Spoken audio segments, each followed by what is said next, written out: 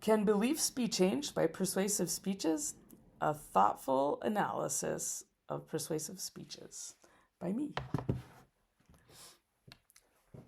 I've given many persuasive speeches in my lifetime, long, fact-driven outpourings about my many subjects. I've tried to persuade people to become vegetarians, to believe in global warming, or how schools are failing our children. That's just the tip of the iceberg into my musings. Did I see any changes in attitude? Not really. Either someone already agreed or they didn't. But no one changed their beliefs. Now it's true that I have that kind of smile that makes people think I'm up to something, and I might not be a very believable speaker. This is relevant because from my experience, beliefs can rarely be changed. Does that mean persuasive speeches are useless? I don't know.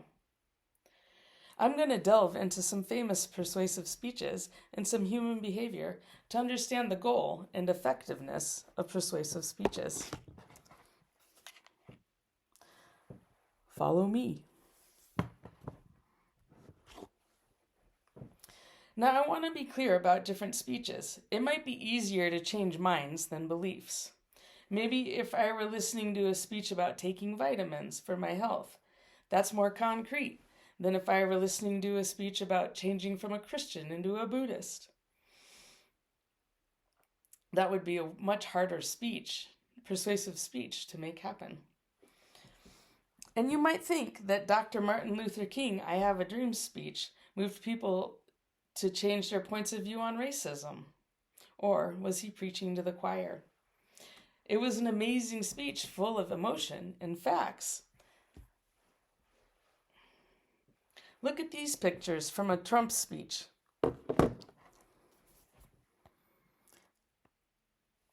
Do you see anyone who needs convincing? Or Dr. Martin Luther King's I Have a Dream speech. Or here's a speech from Gandhi. It looks to me like all these people came here in support of who they're listening to. So the speaker didn't change minds, but he did bring people together. What has worked in all successful speeches is that the speaker knows their audience. From Trump to Dr. King, they all appealed to masses of people who felt like they were not being heard. And then we can move forward into some science. Do facts change minds?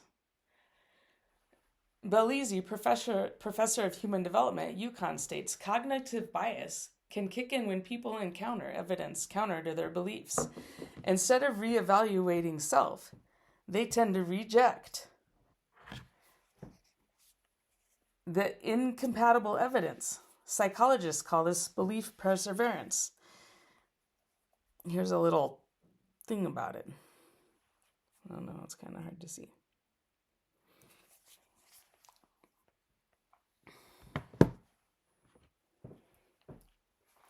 And Wikipedia calls confirmation bias is the tendency to search for, interpret, favor, and recall information in a way that conforms or supports one's prior beliefs. So do you think facts change minds? In an article written by Greg Sattel, he wrote, if we want to change someone's mind about something, we need to understand their relationship to the subject matter. And there's also been many studies about how much we remember after a speech. In an article I read by Jack Malcolm, I learned that researchers found that immediately after a 10-minute speech, people only remembered 50% of what they heard. One day later, they only remembered 25%. And a week later, they only remembered 10%. If that's true, how can one speech change a person's beliefs? Humans also naturally have a tendency towards being with like-minded people. We follow who we look up to. We want to be around people who are like us and have the same core beliefs. I don't usually go to a speech for someone who I don't believe in. Do you? I think because of belief perseverance, I think people choose what they want to hear.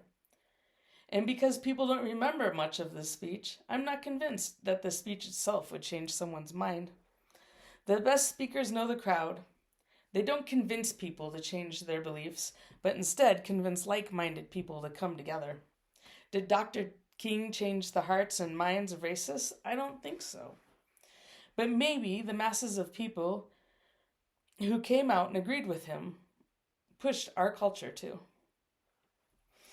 While doing research on this, I also learned another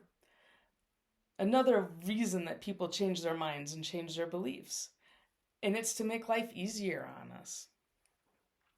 Kristen Lauren of the University of British Columbia examined attitudes before plastic water bottles were prohibited in San Francisco. The ban wasn't favored by everyone. One day later, the ban wasn't favored by everyone, but was introduced nonetheless. One day later, views had already changed. People were less opposed.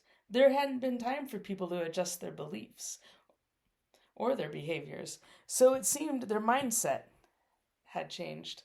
People might not change their minds, but instead accept what is happening as something they have to live with, just to make lives easier.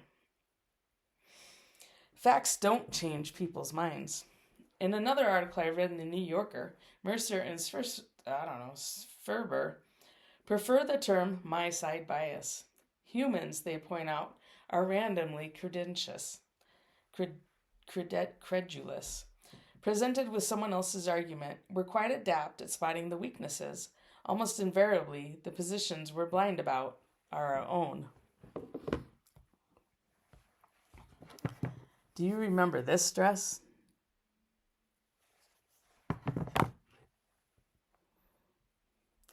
I just don't think people change their minds very easily, and I really don't think people change their beliefs very easily. I do know the best speakers know their crowd, and they're speaking to people who come there to see them, and usually those people agree with these speakers.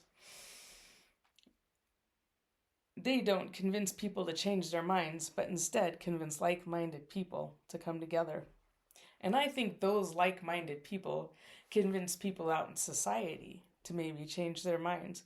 Because if you have more of this, a person who believes in, say, recycling water bottles, then you're just going to have to follow. You just give up. You're like, this is part of life now.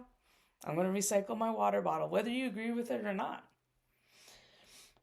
So I challenge you to go to a speech for something or someone you oppose. How do you think you would feel? Do you have any questions?